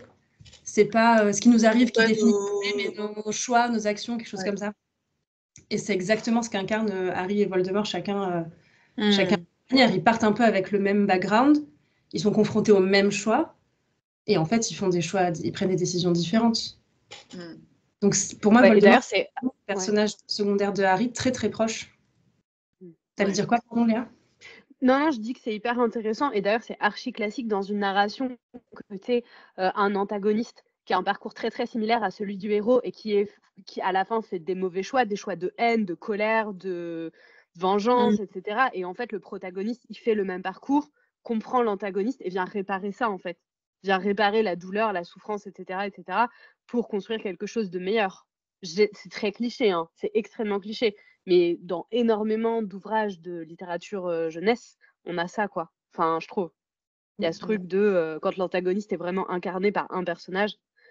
Je pense qu'on peut trouver des contre-exemples, il doit y en avoir beaucoup. Mais je trouve que c'est très fort comme thème. Ce truc du protagoniste qui vient réparer ce que l'antagoniste a vécu et voilà, qui fonctionne en miroir, vraiment. Ouais. Je sais pas pourquoi, mais cette idée de réparer la douleur, j'ai une image dans ma tête. J'ai Kirikou quand il enlève ça marche super bien. Hein. Mais cela dit, je vois pas. Enfin, cela dit, je vois. Enfin, si on se dit que la sorcière, c'est quoi? C'est Caraba? C'est comme ça? Ouais, c'est Caraba, la sorcière, ouais. Genre, c'est quoi Enfin, qu'est-ce qui rapproche Kirikou et Caraba? Je sais pas, mais en tout cas, il retire, il guérit sa douleur. Mais mais moi, je te le dis tout de suite qu'il les rapproche. Caraba, elle s'est fait maltraiter par tous les gens de son village. C'est pour ça qu'elle est devenue sorcière et lui enfoncer l'épine dans le dos. Quand tu regardes Kirikou, il se fait pas bien traiter par tous les gens de son village. Il y a que sa mère qui prend soin de lui. L'aîné, il se fout de sa gueule. Les femmes, elles l'aident pas forcément. Les autres enfants de son âge, ils sont pas forcément avec lui parce qu'il est tout petit. En fait, il n'a de cesse pendant toute l'histoire de lutter contre les autres parce que lui, il est un peu plus malin, un peu plus futé, il n'utilise pas forcément la force, etc. Comme il est tout petit, il peut pas. Enfin, il y a vraiment, ça marche hyper bien ce truc thématique en vrai pour plein de choses. Dans le conte encore plus parce que les contes, c'est vraiment des archétypes un peu clichés entre guillemets. Et donc voilà, on est à fond là-dessus, quoi. Oui, alors ça peut être effectivement des trucs de background. On vient du même endroit et puis on fait des choix différents. Ça peut aussi être juste par rapport aux valeurs, avec des gens qui n'ont rien à voir. Je pense... alors, je connais très mal les films de super-héros, mais je sais qu'il y en a un, c'est avec Thor, c'est ça? Où en fait, lui, il veut éliminer plein de gens dans le monde, mais pour sauver la Terre, quelque chose comme ça. Oui. Cette théorie où, en gros, il faut que l'humanité, elle s'éteigne plus ou moins pour sauver le monde, quoi. Parce que l'humanité est vue comme le microbe, la bactérie qui détruit le monde. Et dans l'histoire de super-héros, ça marche super bien parce qu'il y a le héros qui lui veut sauver les gens parce qu'il est humaniste et que voilà, et le méchant qui a des arguments très valables en fait pour dire mais non, regarde, les êtres humains ils sont en train de tout pourrir, ce serait peut-être pas mieux si on s'éteignait. Et enfin, ça fait une colonne vertébrale thématique quand même au récit où il s'oppose autour d'une question philosophique, quoi. Comment on évite de faire en sorte que tous nos personnages secondaires se ressemblent plus ou moins, ou soient une espèce de masse indistincte autour du héros? Très bonne question. Est-ce que moi je pense que ça suffit pas de juste leur donner différents aspects, par exemple, ou... Alors je pense qu'il y a déjà les voix dans un roman. Ouais. C'est des personnages secondaires un peu importants, d'essayer de les faire parler un peu différemment, sans aller dans le cliché. Ouais, moi j'ai vraiment fait ça.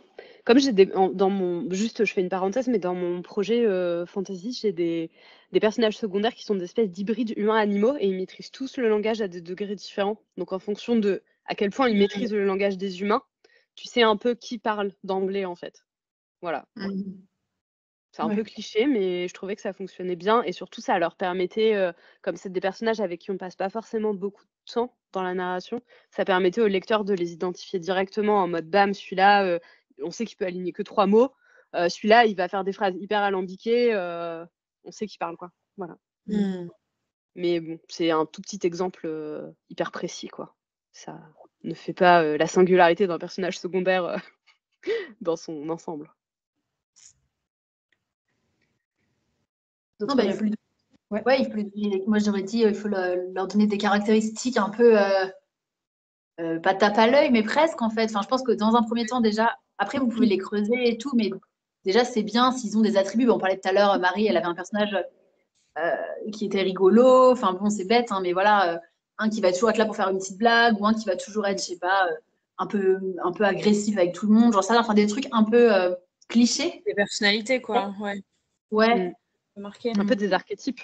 Ouais, des archétypes, ça c'est toujours bien, surtout quand on les introduit, etc. Après, bien sûr, on peut. C'est pas pour ils ne sont pas obligés de rester le petit rigolo du début à la fin, bien sûr que non, mais ils peuvent avoir eu des évolutions. Ça aide déjà à mettre le personnage dans l'esprit du lecteur, à le rendre identifiable et après on peut le développer. Ouais. Ce qui peut aider aussi, c'est de créer des sortes de cercles de personnages secondaires. Ils ne sont pas forcément tous du même milieu social ou de la même caste ou de la même, je sais pas, du même faubourg. Ça peut aider à faire des sortes de zones différentes. Oui, c'est-à-dire déjà que tu changes d'esthétique dès que tu passes à un autre personnage, par exemple. Pas juste dans ses habits, mais dans l'atmosphère. Ouais. Moi, je trouve qu'il y a un... Vas-y. Non, je voulais dire qu'il y a un truc un peu sympa pour vraiment caractériser ces personnages. Et je pensais à ça quand Laetitia parlait d'archétypes tout à l'heure. On a ça dans Stranger Things. Et en ce moment, je suis en train de lire toutes les annales du Disque Monde de Terry Pratchett. Ça m'y faisait penser aussi. Quand tu as un personnage avec un certain archétype qui t'est introduit, tu disais le petit rigolo, Laetitia, mais ça peut être aussi des archétypes de fantasy du style l'elfe ou le barbare ou le machin. En fait, c'est d'introduire ce personnage tel que le lecteur s'attend à le voir. Et ensuite d'avoir un petit twist. C'est-à-dire que là, du haut de ma tête, je pense à un personnage de Terry Pratchett, c'est la fille d'un grand chef barbare, donc c'est la meuf vraiment archi badass, genre c'est Elana, tu vois, et en fait, son rêve, c'est d'être coiffeuse. Du coup, c'est hyper drôle, en fait, parce que tu la vois arriver, elle défonce tout le monde dans une bagarre de taverne, elle est hyper badass, elle dit « Ouais, moi, je suis la fille de machin le barbare et tout. » Tu dis « Ouais, truc de ouf. » Et en fait, il y a un moment de vulnérabilité après où elle dit au héros, en fait, moi, j'ai toujours rêvé d'être coiffeuse, mais je peux pas m'en empêcher. Je suis toujours mêlée, malgré moi, à des trucs. Ça doit être la génétique. Mon père, c'était un grand chef barbare. Enfin bref, c'est l'humour de Terry Pratchett. En plus, après, c'est un peu what the fuck. Mais moi, ça me fait mourir de rire. Et il y a ça dans Stranger Things aussi, les archétypes qu'on a au début. Ils viennent ensuite être cassés ou démentis par des trucs auxquels on ne s'attend pas du tout en tant que lecteur. Ça, je trouve que c'est un super bon moyen de faire des personnages secondaires mémorables. Tu les introduis dans un archétype et ensuite tu viens totalement casser le truc avec un trait de caractère qui va les rendre immédiatement sympathiques à ton lecteur, en fait, et plus profond. Voilà. Tu me fais trop penser à Réponse. Moi, j'ai un rêve. Mais Moi, ça me fait penser au pitch de Légende et Latte, où c'est une orque qui veut ouvrir un coffee shop. Ça me fait un peu penser. Oui, ouais. C'est ça. C'est la Tous ces dissonance. rêves contrariés dans des univers de fantasy. C'est ça. Mais t'as raison, c'est vraiment cette scène de réponse. Ouais, moi, j'ai un rêve incroyable en plus, avec les 2 petites licornes. Bref. Et dernière question, on en a un petit peu parlé en filigrane, c'est le cas particulier de quand on n'a pas un seul héros, mais qu'on a plusieurs personnages principaux qui vont en fait être personnages secondaires les uns des autres. Donc on va parler de roman choral, dans la romance aussi, on va avoir 2 personnages l'un face à l'autre qui en fait sont personnages secondaires l'un de l'autre, ou dans d'autres schémas, moi je pense par exemple au Serment des traqueurs, Laetitia, avec tes 2 héroïnes qui sont aussi personnages secondaires l'un de l'autre, qui ont des trajectoires croisées. Alors, comment est-ce qu'on construit ça? Est-ce qu'on peut vraiment avoir une espèce d'hydre à 2 têtes, comme ça, de double colonne vertébrale? Est-ce qu'il y en a toujours un qui prend le dessus sur l'autre? Qu'est-ce que vous avez comme tips pour nos auditeurs qui voudraient écrire un roman comme ça? Laetitia, par exemple, comment tu as construit tes 2 héroïnes du Serment des traqueurs? Tu as révélé la technique dans ta phrase. Je les ai construites vraiment en croix, en fait, vraiment en image d'une croix. Donc, elles partent... C'est vraiment genre, elles sont à l'opposé l'une de l'autre au début et elles ont des trajectoires vraiment croisées sur à peu près, sur vraiment beaucoup de points. Et sinon, en gros, en fait, elles sont antagonistes l'une de l'autre aussi au début, jusqu'à une bonne partie du livre quand même. Et elles ont le même antagoniste à la fin, et c'est ça qui les réunit finalement. Ouais, effectivement. Parce que là, c'était ça l'enjeu de l'histoire, effectivement. Mais toi, Chris, t'as en fait pire que moi. T'as 3 personnages dans Dernier jour d'un monde oublié. Ouais. J'ai 3 personnages dans Dernier jour d'un monde oublié, mais pour moi, il y en a quand même une qui reste la protagoniste principale, c'est la main, Naomi. Parce que c'est avec elle qu'on commence, c'est avec elle qu'on termine. Et c'est elle qui fait vraiment, qui est moteur de l'histoire, en fait, qui fait arriver les grands événements. Disons qu'elle peut exister sans les 2 autres, alors que l'inverse n'est pas forcément vrai. Donc, même si j'ai 3 points de vue et 3 histoires à peu près parallèles, même si elles se croisent, j'ai vraiment construit autour de ce personnage-là. Est-ce que toi, tu les as construites vraiment avec la même importance exactement? Ou est-ce que, par exemple, tu as eu l'impression qu'il y en a une qui prenait le dessus et tu as dû rééquilibrer? Waouh. Non, j'ai pas l'impression. Parce qu'il y en avait une qui était peut-être plus simple, avec laquelle tu étais plus en phase, et après tu as rattrapé sur l'autre, ou des choses comme ça? Ouais, carrément. Il y en a une qui était beaucoup plus simple. La traqueuse, elle était beaucoup plus simple à écrire pour moi. Il me semble que j'ai plus retravaillé l'autre, si je me souviens bien. Hein. Ça date. Et d'ailleurs, si tu devais choisir entre les 2, j'imagine que c'est presque plus elle, le personnage principal. Mais bon, je sais pas. En vrai, ça se discute. Léa, je sais pas, toi qui connais bien le roman. Moi, ce que je trouve hyper intéressant, c'est que le tout premier chapitre de l'histoire, c'est justement la traqueuse qu'on rencontre. Et si tu m'avais demandé comme ça lequel personnage Laetitia penserait être son personnage principal, j'aurais dit Aina aussi, la traqueuse, parce que c'est elle qui nous introduit l'univers. Et même si l'autre personnage est tout aussi aimable et tout aussi intéressant dans son évolution et dans sa quête, j'ai l'impression que... Je sais pas, j'ai l'impression qu'il s'est passé plus un truc entre toi et ce personnage-là. Mais après, voilà, c'est un peu... voilà. Il n'y a pas vraiment de logique derrière. Je crois qu'on n'aura pas de réponse avec moi sur ces questions-là parce que ce roman, je l'ai écrit vraiment en full jardinière. J'ai pas beaucoup réfléchi. Ouais, mais ça peut être a posteriori, tu vois. Des fois, tu peux rétro-ingénier le truc. Ouais. Moi, je sais que dans ma romance, dans Porcelaine sous les ruines, j'ai vraiment construit les 2 protagonistes de la romance en parallèle. C'est-à-dire que ça, je l'ai souvent dit, mais j'ai vraiment fait mon tableau avec les valeurs, motivations, problématiques, J'ai vraiment fait tout en miroir pour qu'ils s'opposent sur plein de choses et qu'ils se rejoignent quand même sur certaines choses pour qu'ils puissent tomber amoureux. Donc, structurellement, je les ai vraiment construits exactement en parallèle. Mais après, dans l'histoire, dans l'importance qu'ils prennent, je suis quand même la plupart du temps du point de vue d'Alba, l'héroïne. Ouais. C'est quand même elle, la protagoniste. Ouais, Voilà. Mais j'avais besoin en face de, même si je ne mets pas tout dans le roman, ou s'il n'a pas autant d'importance, moi, de le construire avec autant de profondeur l'autre en face, parce que sinon c'est déséquilibré et on peut pas comprendre pourquoi elle tombe amoureuse d'un mec qui est juste un pantin, qui a pas de profondeur dans l'histoire, quoi. D'ailleurs, c'est marrant parce que juste pour faire une parenthèse sur Porcelaine, j'ai lu ou entendu beaucoup de lectrices ou de lecteurs dire que c'était un peu une tête à claque, ce gars, que c'était difficile de l'aimer au début, non. Et je me demande si t'avais pas écrit de son point de vue à lui aussi, les lecteurs auraient eu moins cette sensation que c'était un peu une tête à claque, ce gars, qu'il était insupportable avec Alba l'héroïne, que j'ai l'impression qu'au début, il était vraiment clivant, ce personnage masculin, et je me dis, est-ce que c'est parce que les lecteurs n'avaient pas forcément son point de vue à lui? Est-ce que c'était parce que c'était du point de vue d'Alba et qu'elle le trouve comme ça, en fait? Au début, elle peut pas le blairer, quoi, l'héroïne, au début. Et je trouvais ça hyper intéressant. Je me suis dit, est-ce que ce point de vue de l'héroïne influe à ce point notre vision du lecteur sur le personnage? Et moi, je suis presque sûre que si on avait son point de vue à lui aussi, les lecteurs l'auraient trouvé moins, tu vois ce que je veux dire? Enfin, ça me questionne, ce truc-là de... Il y a le fait que le point de vue d'Alba est prédominant, effectivement, elle peut pas le saquer, puisque c'est un enemies to lovers. Mais on a un peu son point de vue dès le début. Et le problème, c'est que comme j'ai un twist qui arrive à peu près à la moitié du roman sur ses vraies motivations, même dans son point de vue à lui, je peux pas donner ses vraies motivations et donc expliquer sa vulnérabilité et donc sa fragilité et donc le rendre attachant. Je suis obligée de rester un peu en surface sur ses motivations. Donc, il y a ça qui traîne un petit peu. Je pense que dans la deuxième moitié du roman, ça va beaucoup mieux. Mais je pense qu'après, il y a aussi un truc de clichés dans la romance qui font qu'on aime bien les personnages, les book boyfriends, quand ils sont vraiment méchants, genre vraiment dégueulasses, en mode dark romance, genre à la limite de violer l'héroïne, voilà. Ou quand ils sont hyper sympas. Mais là, on a un mec qui est juste... C'est pas un vrai méchant, en fait. Il est jamais très méchant. Il est juste chiant. Et ça, c'est un peu entre les deux.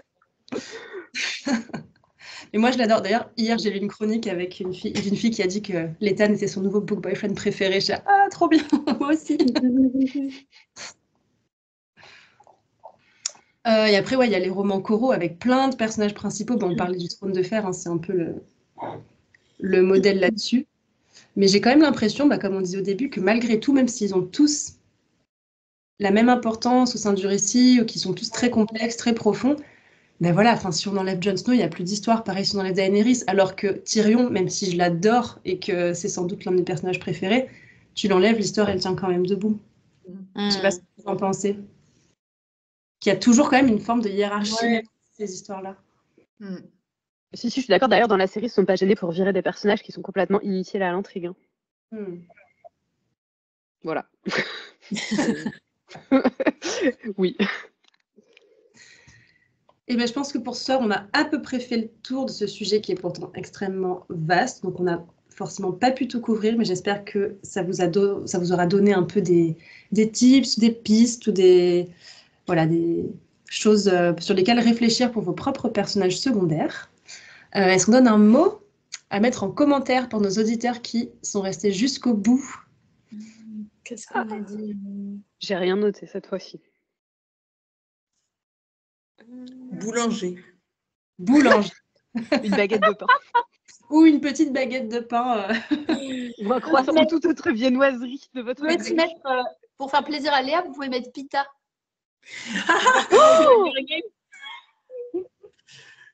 C'est son personnage préféré. Pita il est trop bien, Pita. Je suis d'accord. Team Pita aussi, également. Vous me décevez. Donc, tout ce qui concerne la boulangerie, la viennoiserie, la pâtisserie ou le pain Pita, si vous voulez vraiment faire un petit combo des deux, c'est accepté en commentaire pour nous prouver votre écoute fidèle jusqu'au bout. En tout cas, pas merci. Mon book boyfriend. Je suis un peu d'accord, Léa, mais c'est un autre débat. Voilà, dites-nous si vous êtes Team Pita en commentaire ou pas dans le Team Gay. Team Gale. Ou Team Katniss va faire ta vie. Merci de nous avoir écoutés tout au long de 2024. Merci pour votre fidélité. On se retrouve en janvier 2025 pour la suite de la saison. Et puis d'ici là, on vous souhaite un très joyeux Noël, des bonnes vacances si vous avez la chance d'en prendre. Et puis une très bonne fin d'année 2024. on se retrouve l'année prochaine. À l'année prochaine.